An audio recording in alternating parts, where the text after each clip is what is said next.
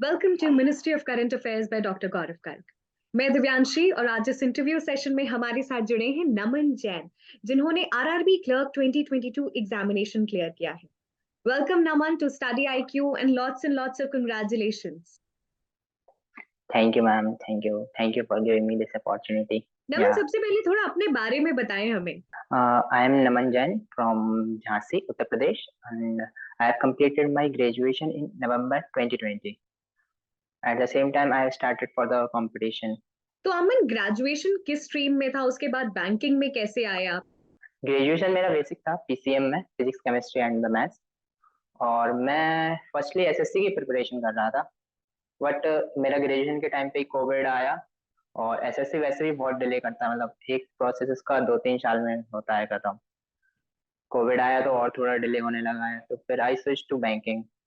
तो मैंने last year banks के एग्जाम दिए थे। उसमें मेरे प्रीलिम्स तो हो गया था, आरआरबी में हुआ है, एसबीआई में हुआ है, बट मेंस में क्वालिफाई नहीं कर पाया। एंड रिसेंटली 2022 में I prepare hard and get the success. So Naman, आप तैयारी कर रहे थे एसएससी की एंड देन बैंक वाज जी। Supposed to be a good option and you opted for that. Naman, ये जो या जर्नी रही है उसके बारे में बताएं कि 2020 के ग्रेजुएशन के बाद किस तरीके से समझा, एग्जामिनेशन पैटर्न क्या है, एंड फिर प्रिपरेशन शुरू की। एक्चुअली 2020 में तो मेरा एसएससी का ही चल रहा है, और सेम टाइम 2020 में ही कोविड आया था, तो एसएससी के एग्जाम डिले हो गए। फिर सेम टाइम नेक्स्ट ईयर मेरे को अपॉर्चुनिटी बैंकिंग की मिली है, तो मैंने वो एग्जाम नेशन दिए हैं। तो मेरा प्रीलिम्स क्वालिफाई हो गया था, एसबीआई का हुआ, आरआरबी का हुआ है, बट मेंस में क्वालिफाई नहीं कर पाया। तो आई रियलाइज कि बैंकिंग में प्री और मेंस की तैयारी दोनों साथ साथ करनी चाहिए। तो इस बार मैंने 2022 में दोनों को साथ में लेकर तैयारी की है, तो मेरा क्लियर हो गया फिर। सो नमन, अगर किसी को एकदम स्टार्टिंग से तैयारी करनी है, उनको अभी कोई बेसिक नहीं पता है, कैसे वो आगे बढ़े, कैसे समझें कि प्रिपरेशन कैसे करनी? फर्स्टली मेरे हिसाब से मैथ्स को लेके बोलता हूँ मैं। मैथ्स में आपको बेसिक कॉन्सेप्ट प्लस ट्रिक्स दोनों चीजों को सीखना चाहिए।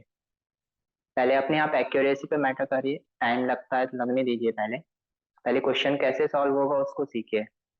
देन उसके बाद आप मॉक दीजिए, सेक्शनल टेस्ट लगाइए मैथ के, तो आपकी स्पीड भी आ जाएगी। स्पीड और एक्यूरेसी दोनों चाहिए हमारे एग्जाम में। Same thing the reasoning, reasoning को भी आपके बेसिक कॉन्सेप्ट जो स्लोगन्स वगैरह होते हैं, इनइक्वालिटी होती हैं, या फिर कोई पजल है तो उसको कैसे नोट डाउन करते हैं उसके डेटा को, तो उसको आप लर्न कीजिए। सेम थिंग पजल में भी आपको शुरुआत में टाइम लग सकता है, कोई पजल में 4 मिनट 5 मिनट या उससे ज्यादा भी हो सकता है, तो कोई टेंशन की बात नहीं है। मेरे साथ भी पहले ऐसे ही होता था, बट फिर धीरे धीरे प्रैक्टिस करते करते आया वो रिदम में। ये इससे मतलब प्रीलिम्स हो जाएगा। प्रीलिम्स में हमारा क्वांट और रीजनिंग ही आता है आरआरबी में, तो ये दोनों सब्जेक्ट को लेके आपका प्री इजीली क्वालिफाई हो जाएगा फिर। एंड सेम थिंग आपको मेंस के लिए भी, जब आप प्रीलिम्स की तैयारी कर रहे हैं उसके साथ आप जीए को लेके चल सकते हैं, क्योंकि जीए आज बैंकिंग में बहुत डीपली पूछा जा रहा है, तो उसको आप with in a month complete नहीं कर सकते हैं, और हमारे आरआरबी में रिजल्ट आएगा उसके आपको टाइम नहीं मिलेगा मेंस के लिए, तो आपको पहले से इसके लिए तैयारी करके चलनी पड़ेगी। तो आप जीए इंग्लिश साथ में लेके चल सकते हैं, तो आप इजीली क्वालिफाई कर जाएंगे आरआरबी के एग्जाम। नमन, जैसे इंटीग्रेटेड प्रेपरेशन के बारे में तो समझ में आ गया, लेकिन अगर हर सेक्शंस की बात करें जो कि प्रीलिम्स और मेंस में आता है, अगर फॉर एग्जांपल जी। हमने क्वांट उठाया है, तो क्वांट जी। प्रीलिम्स और क्वांट मेंस ये तैयारी कैसे करनी है? जैसे मैंने आपको बताया, क्वांट्स के जो जो सिलेबस दिया हुआ है, जो जो चैप्टर आए हुए हैं, उनके आप कॉन्सेप्ट को तैयार कीजिए, उसके ट्रिक्स भी तैयार कीजिए, मतलब बेसिक भी आपको जरूरी है, क्योंकि मेंस में क्वेश्चन कभी कभी ऐसा आ जाता है ट्रिक काम नहीं करती है उसमें, फिर बेसिक ही लगाना पड़ता है। तो आपको दोनों को तैयारी करना पड़ेगा। फिर उसके बाद आप जितना ज्यादा प्रैक्टिस करेंगे क्वांट के लिए तो उतना ही बेटर रहेगा। क्वांट के लिए तो सिर्फ प्रैक्टिस ही मैटर करता है, जितना ज्यादा आप करेंगे उतना ज्यादा आपकी एक्यूरेसी रहेगी, उतनी आपकी स्पीड आएगी, उतनी जल्दी आप उसको अटेम्प्ट कर पाएंगे फिर। सो नमन, आपने कितनी प्रैक्टिस की इन पूरे इस टाइम में? क्योंकि practice, mock test, sectional test ये इंपॉर्टेंट होता है, एंड हम कहते हैं कि ये बेस होता है जिसपे आपकी आगे की प्रिपरेशन जी बनती जी। है। मेरा तो डेली का एक मॉक तो रहता ही रहता था, कुछ हो पढ़ाई हो पाए या ना हो पाए, मॉक तो जरूर रहेगा। मॉक तो कंपलसरी है। सुबह से उठाऊंगा सीधा मॉक लगा लिया पहले तो, फिर उसके बाद कोई नेक्स्ट वर्क, उसका एनालिसिस कर लिया। एनालिसिस भी बहुत जरूरी है, बिना एनालिसिस के भी नहीं हो सकता है कुछ। सेम थिंग मेंस में थोड़ा नहीं रहता था, डेली नहीं लगाता था मेंस के लिए, 2-3 दिन में एक दिन, बट प्री के लिए तो आप डेली लगाएं, क्योंकि प्री में आपका 45 मिनट में 80 क्वेश्चन करने हैं। That a big deal. तो आप इसको प्रैक्टिस और स्पीड दोनों चाहिए उसके लिए। तो प्री के तो आप डेली लगाएं। आपकी थोड़ा बहुत अगर वीक है ना पॉइंट सेक्शन या रीजनिंग भी, तो आप उसके सेक्शनल लगाएं। फुल मॉक के साथ सेक्शनल भी लगा सकते हैं डेली। क्या दिनचर्या एज एन एस्पिरेंट रहती थी आपकी? जैसा मैंने आपको बताया, सुबह उठने मेरा मेरा सबसे पहला वर्क रहता था मॉक लगाऊंगा मैं इसका। फिर एनालिसिस किया है। फिर उसके बाद डेली रूटीन के जो वर्क रहते हैं वो कंप्लीट किए हैं। आफ्टर दैट मैं जीए को पढ़ाई करता था। जनरल अवेयरनेस स्टडी IQ गौरव गर्ग सर का लिया था मैंने सब्सक्रिप्शन। उसको ले उसकी पढ़ाई करता था। फिर हुआ तो इंग्लिश के मेंस के सेट लगा लिए मैंने। जीए का क्विज सॉल्व कर लिया है। फिर ऐसा चलता रहा। थोड़ा सा ये जो एनालिसिस की प्रक्रिया है उसको समझाएं। एनालिसिस में आप सबसे पहले तो आपने जो क्वेश्चन सॉल्व किया है आपको उसको भी देखना है। जो छूट गए गलत हुए वो तो देखने ही देखना है। लेकिन आपने जो अटेम्प्ट किया है ना, उसको भी देखिए आपका टाइम तो नहीं गया है। या आप उसको और किसी तरीके शॉर्ट तरीके से कर सकते हैं क्या। एवरेज टाइम क्या रहा है कैंडिडेट्स का और आपका क्या रहा है, उसको कंपेयर करके आप उसको सॉल्व कीजिए।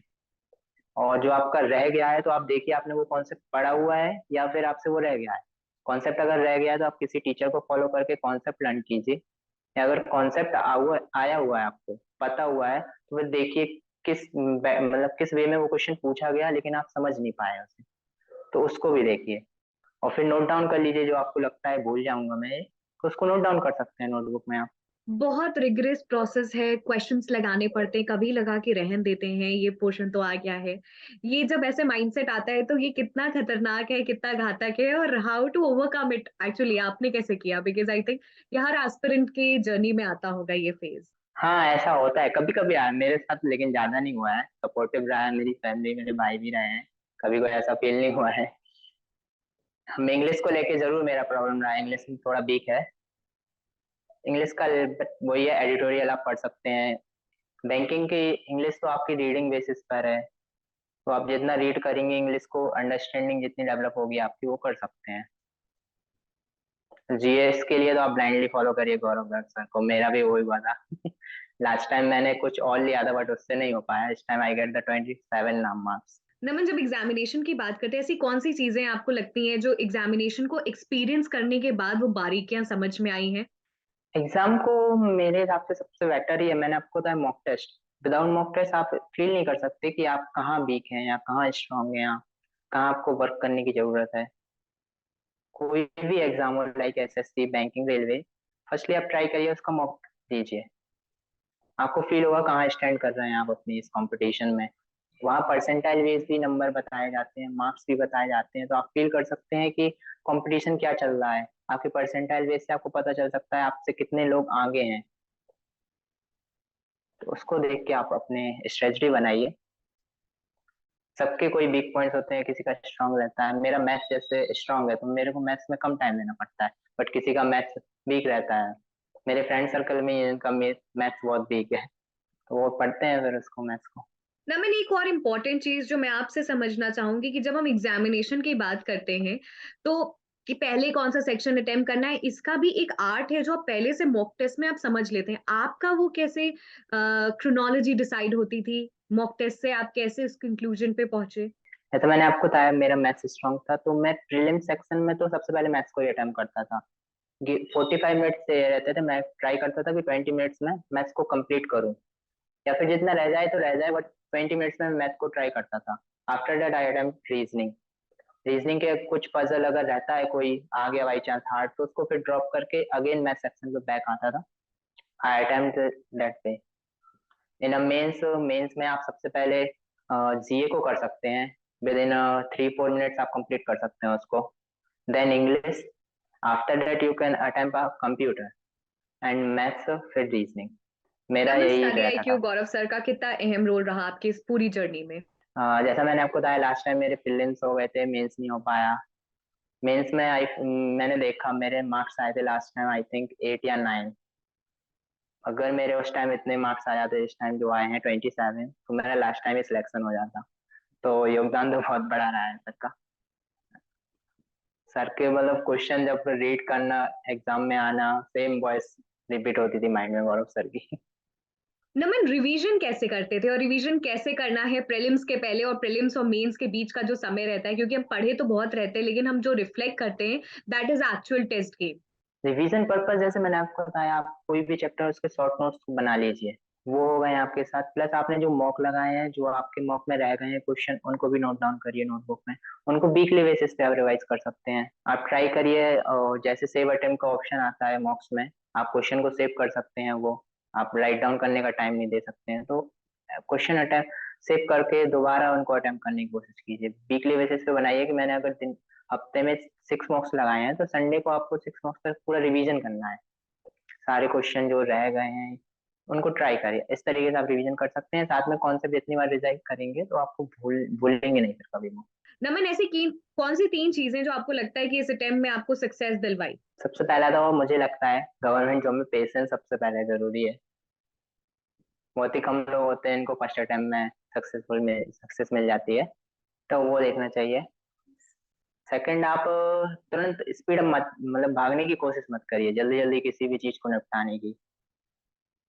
जैसा कोई मेथड है, उस कोई भी चैप्टर लर्न करना है तो उसका बेसिक सीखिए, फिर ट्रिक पे जाइए। आप उल्टा मत करिए, पहले ट्रिक देखेंगे फिर बेसिक देखेंगे, तो इससे आपको प्रॉब्लम हो सकती है। थर्ड तो है ही, बैंकिंग एग्जाम में प्रैक्टिस और स्पीड। जितना ज्यादा आप प्रैक्टिस करेंगे उतना आपकी स्पीड बनेगी, एक्यूरेसी आएगी, आप जरूर सक्सेस होंगे फिर।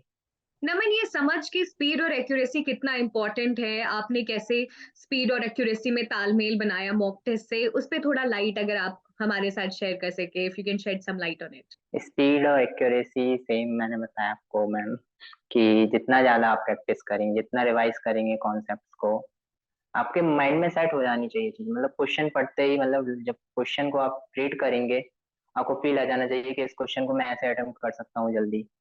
इतना आपके अंदर कॉन्फिडेंस आना चाहिए, इतनी ज्यादा आपकी प्रैक्टिस होनी चाहिए कि आप क्वेश्चन को देखते ही समझ जाए कि मुझे क्या करना है नेक्स्ट स्टेप इसका, या मैं इसको डायरेक्टली कर सकता हूँ, ऑप्शन से कर सकता हूँ, क्या मेथड मैं यूज करूँ कि इसको कम से कम समय में मैं कर सकूँ।